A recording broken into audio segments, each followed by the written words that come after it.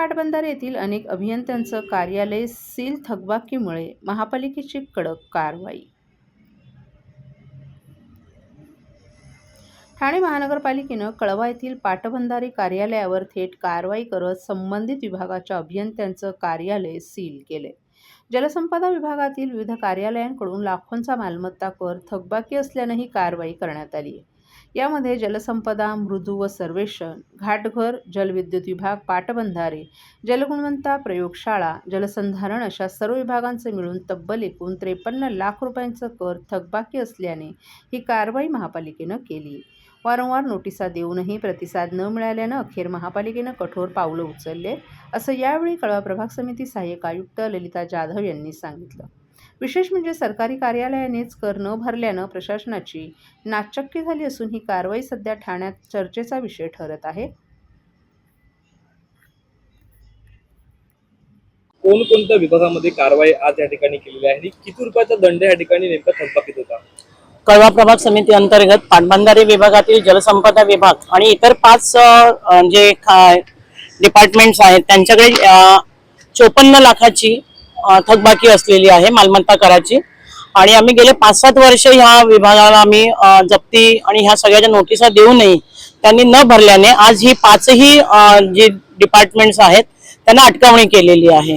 कोणकोणत्या याच्यामध्ये डिपार्टमेंट आहे आणि या डिपार्टमेंटचं एक आपलं जलसंपदा विभाग, जलगुणवत्ता प्रयोगशाळाची 2 विभाग आहेत, कार्यकारी अभियंता, जलविज्ञान प्रकल्प विभाग, त्यांची अंदाजे आहे 40,58,000 आहे।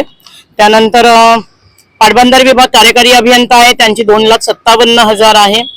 त्यानंतर उपमृदू सर्वेक्षण अधिकारी आहे, त्यांची आहे 9,18,000।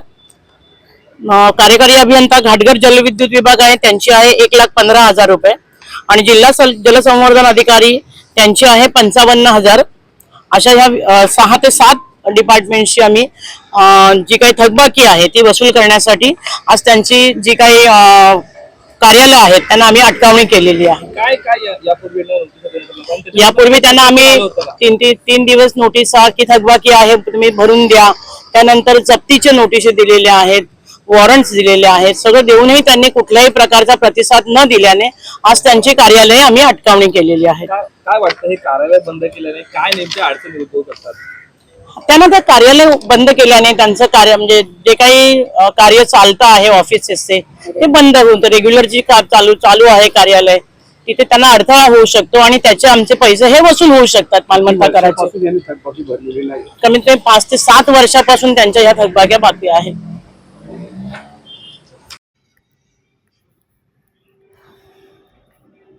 पावसाळ्यात नाले तुंबून आपत्कालीन परिस्थिती निर्माण होऊ नये यासाठी ठाणे महापालिकेकडून दरवर्षी पावसाळ्यापूर्वी नालेसफाई करण्यात येते, परंतु वर्षभर नाल्यांकडे ढुंकूनही पाहिलं जात नसून पावसाळ्याचा कालावधी सोडला इतर 8 महिने नाले कचऱ्याने भरलेले दिसून येतात। त्यावर उपाय म्हणून ठाणे महापालिकेनं यंदाच्या वर्षात रोबोटच्या मदतीनं नालेसफाई करण्याचा निर्णय घेतला असून यासाठी मुंबई IITने तयार केलेले रोबोटची यंत्रणा 10 ठिकाणी प्रायोगिक तत्त्वावर उभारली जाणार असल्याची घोषणा अर्थसंकल्पात करण्यात आली।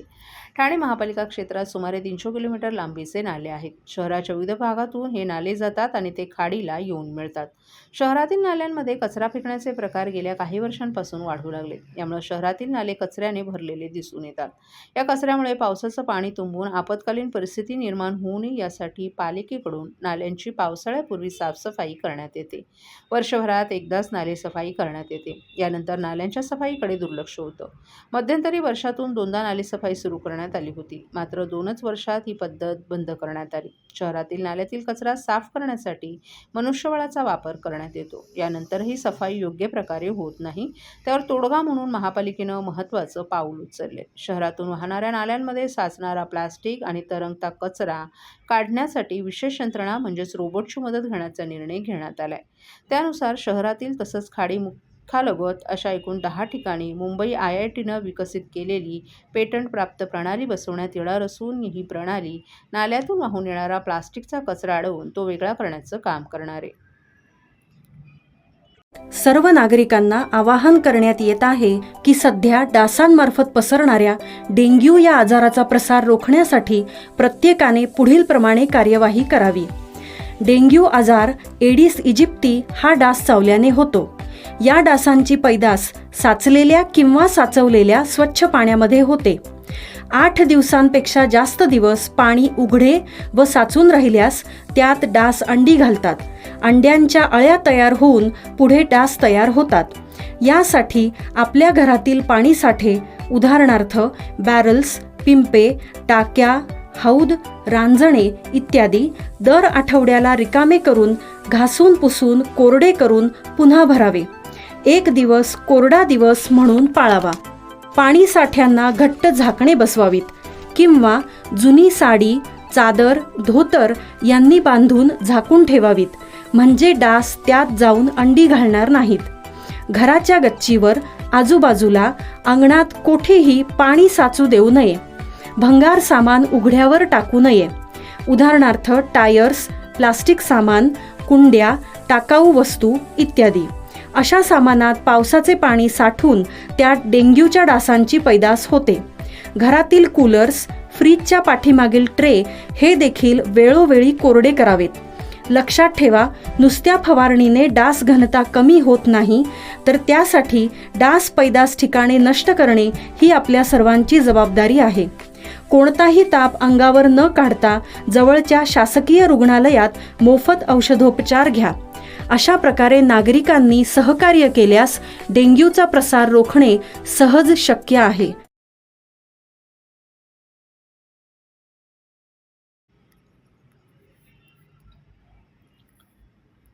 आगामी शुक्रवारी ठाण्यातील काही भागांचा पाणी पुरवठा राहणार 24 तास बंद. ठाणे महानगरपालिका क्षेत्रात MMRDA मार्फत आनंदनगर ते साकेतपर्यंत एलिव्हेटेड रोडच्या कामादरम्यान इंदिरानगर संपाकडे जाणारी 813 मिलीमीटर व्यासाची ऊर्ध्ववाहिनी बाधित होत असल्यानं MMRDAकडून 900 मिलीमीटर व्यासाची जलवाहिनी 2200 मीटरपैकी 520 मीटर अंतरापर्यंत अंथरण्याचं काम पूर्ण झाले. MMRDAनं 520 मीटर अंतरापर्यंत अस्तित्वातील 813 मिलीमीटर व्यासाची जलवाहिनी निकामी करून नव्यानं अंथरण्यात आलेली 900 मिलीमीटर व्यासाची जलवाहिनी कार्यान्वित करण्याकरिता जलवाहिनीच्या जोडकामासाठी पाणीपुरवठा बंद ठेवण्याची मागणी केली आहे. त्यानुसार या कामाकरिता शुक्रवारी 27 मार्च रोजी सकाळी 9 ते रविवारी 28 मार्च रोजी सकाळी 9 वाजेपर्यंत एकूण 24 तास पाणीपुरवठा बंद राहील. या शटडाऊन कालावधीत ठाणे महापालिकेअंतर्गत इंदिरानगर, साठेनगर, आंबेवाडी, डवलेनगर, सावरकरनगर, लोकमान्यनगर, पाडा नंबर 2, 3 आणि 4, चैतीनगर, परेरानगर, झांजेनगर, श्रीनगर, किसननगर, शिवटेकडी, शांतीनगर, कैलासनगर, भटवाडी, वारलीपाडा, रूपादेवीपाडा, रामनगर, सिपी तलाव, येऊर परिसर आदी भागांचा पाणीपुरवठा 24 तासांसाठी पूर्णपणे बंद राहील. पाणीपुरवठा सुरू झाल्यानंतर पुढील 1 ते 2 दिवस कमी दाबानं पाणीपुरवठा होईल, याबाबत नागरिकांना अवगत करण्यात येईल. ठाणे महापालिकेमार्फत सदर पाणी कपातीच्या कालावधीत पाणी काटकसरीने वापरून ठाणे महानगरपालिकेस सहकार्य करावं असं आवाहन नागरिकांना करण्यात आले.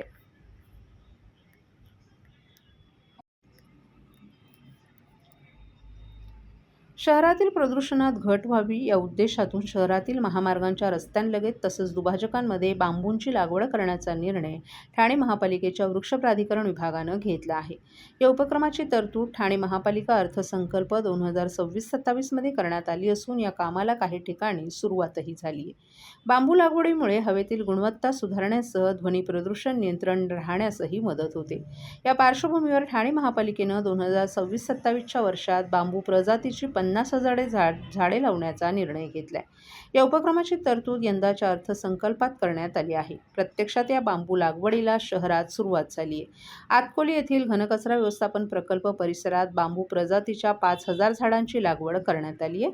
त्यापाठोपाठ आता ठाणे तसंच घोडबंदर भागातील महामार्गाच्या रस्त्यालगत तसंच दुभाजकांमध्ये बांबूची लागवड केली जाणार असल्याची माहिती वृक्ष प्राधिकरण विभागानं दिली आहे. या निर्णयानुसार आनंदनगर ते कोपरी पूल ते माजिवडा रस्त्यालगत तसंच दुभाजक, माजिवडा ते गायमुखपर्यंतचा दुभाजक या ठिकाणी बांबूंची लागवड करण्यात येणार आहे. काही ठिकाणी रस्त्याच्या कडेला 30 फुटी तर दुभाजकांमध्ये 7 ते 8 फुटी बांबूंच्या हिरव्या भिंती उभारल्या जाणार आहेत. घोडबंदर भागात दुभाजकांमध्ये बांबू लागवडच्या कामाला सुरुवात झाली आहे.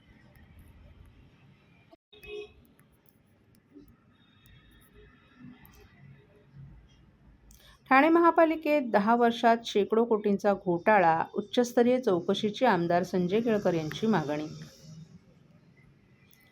गेल्या 10 वर्षात सुमारे 600 कोटींची वसुलीपात्र रक्कम वसूल करण्यात आली नसून बड्या विकासकांना मोकाट सोडण्यात आले.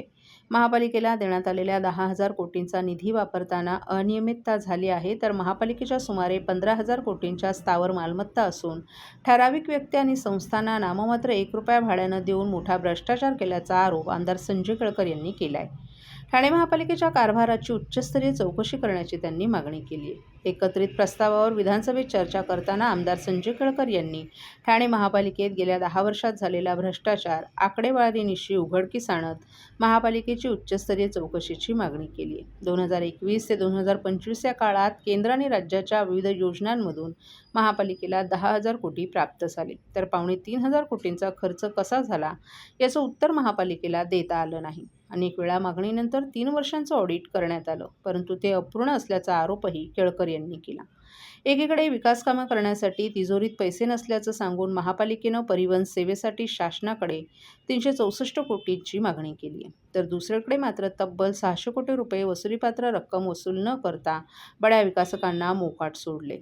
ठाणे महापालिकेच्या शहरात सुमारे 15,000 कोटींच्या मालमत्ता असून काही ठराविक व्यक्तींना आणि संस्थांना नाममात्र वार्षिक 1 रुपया भाड्यानं त्या देण्यात आल्यात.